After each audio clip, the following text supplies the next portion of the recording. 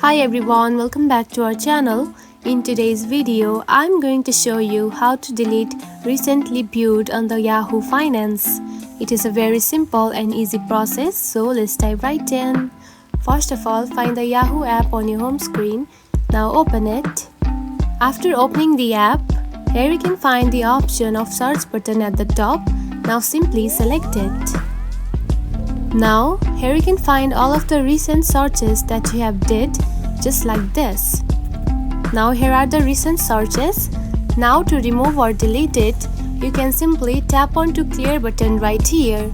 Now tap on it, and you can see the recently viewed has been removed.